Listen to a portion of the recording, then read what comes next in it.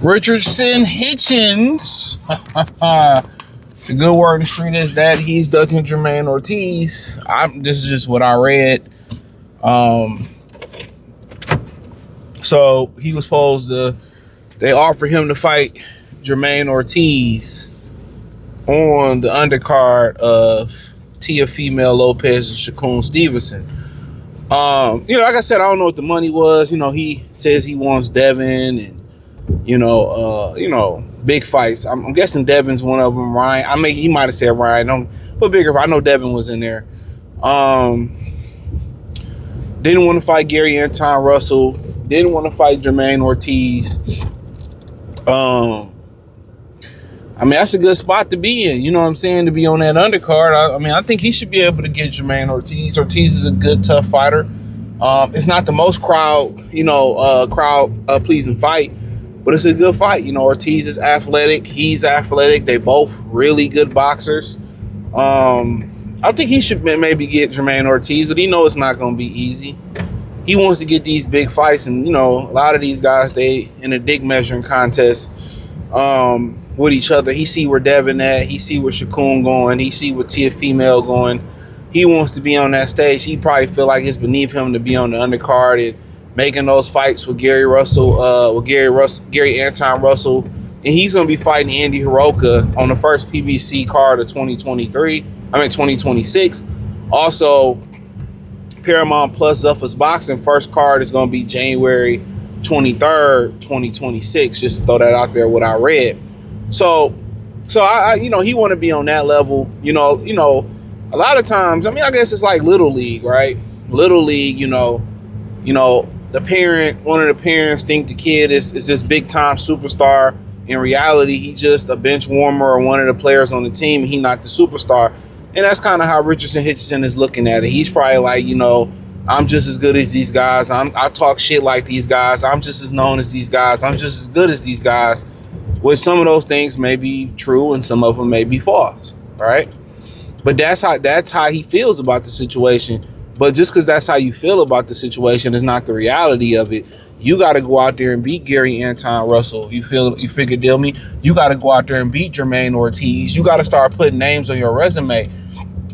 From you being at Mayweather Promotions, you behind these guys.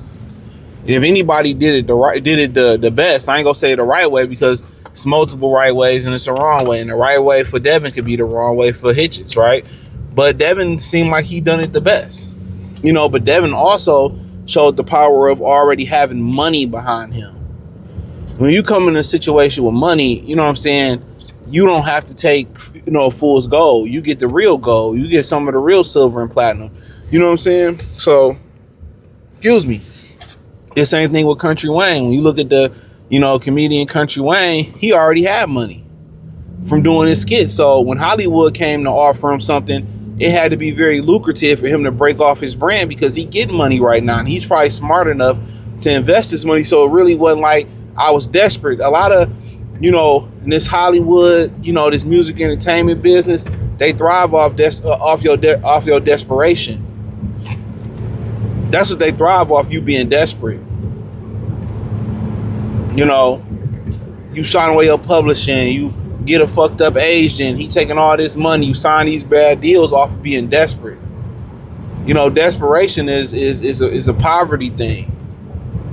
You stop reading the fine print. You stop looking at your morals and your integrity, and you start compromising those things, and you sign a bad deal. Regardless. So when you don't have bread behind you, you know what I'm saying? When you ain't coming in with bread and you desperate for money, it's gonna be hard, man, to find yourself in good deals in this world, man. But when you got leverage, you know what I'm saying? When you got leverage to do what you possibly want to do, and you ain't got to take that deal, you can do this and I can do this, do that in the third, and hey, I got to sweeten this pot, I'll walk away. Another story, Jeezy, L.A. Reid and them. And, they was trying to make him, I forget about the deal or something, the solo deal he had. He said, shit, I already had money.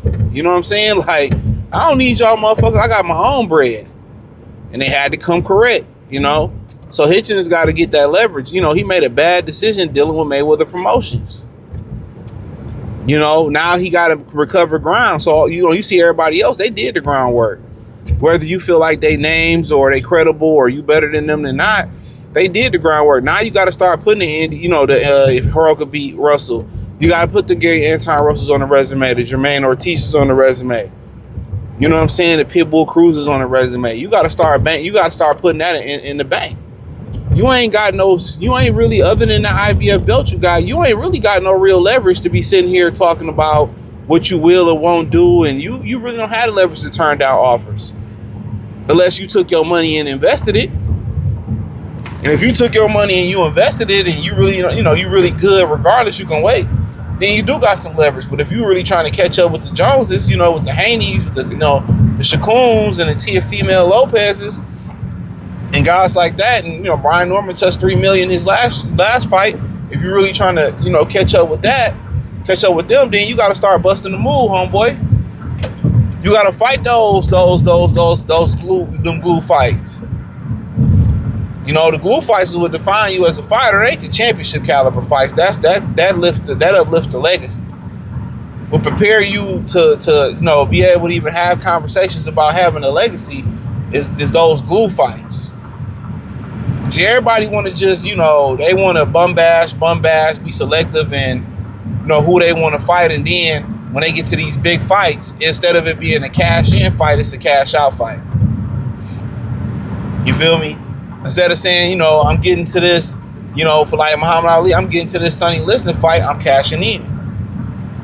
You know, Larry Holmes, I'm getting to this Ali fight, instead of thinking cashing out, I'm cashing in.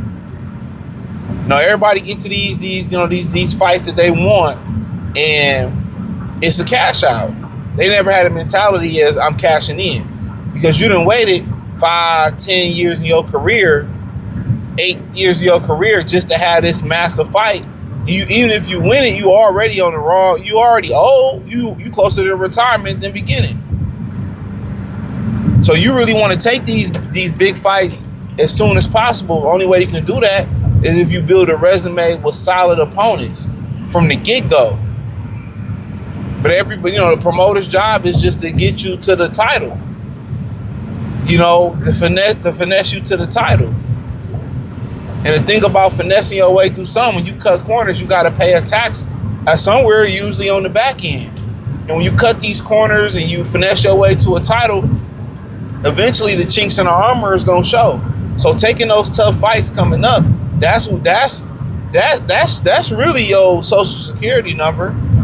That's really what got you to be a Hall of Famer. But then the names just put you over. It's just they put you over the top. You prepared because you fought who you supposed to fight, so he got to go through those fights, regardless if he think I can just cut corners and and be top dog. No, nigga, go through them fights. That's what's gonna separate you from everybody else. Go through them Gary Anton Russell fights. Go through them, Jamaine Ortiz fights. If you believe in your talent, you ain't shying away from those fights. Because that's what's gonna make you. And you not having those fights, trying to jump the line, that's what's gonna break you. That's what's gonna make you. Or you cutting the corners is gonna break you. He need those fights. Take them. If you are who you supposed to, you say you are, you take them. You ain't better than Gary Anton Russell as far as in caliber of a fighter. I think y'all on the same level, man. Popularity wise, the whole night, you ain't no better than Jamaine Ortiz, other than you got a title, he got fucked out of getting his title. You know what I mean? You don't deserve to be a main event. You ain't showed no superstar cachet being the main event. Put your leg work in, even with a title.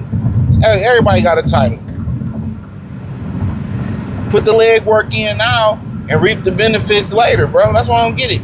That's why when you get to these elite level fights, it's always motherfuckers cashing out. They look at it as a retirement fund, not a cash in. It should be a cash in. Mayweather got to De La Hoya, it was a cash in. Now let's really start getting this money. It ain't do shit but go up after that. Y'all wait to the end of y'all careers, or y'all wait, too long to take those fights, and it's like, even if you win, it's like, oh, you've been bullshitting so long. Nobody give a fuck. You smell me? So, Rollo say, you smell me? Like, that's a fact. Y'all waited so fucking ass long to do it, don't even matter no more. And the way y'all moving, ain't gonna be no superstars in the sport of boxing no more. The HBO stars are dying off. And after that, y'all got Nathan. But hey, hit the link in the description. Follow me on X, Facebook, Kick, Twitch, Amazon, Kick, everywhere. Join the Patreon. Appreciate the love, support. Peace.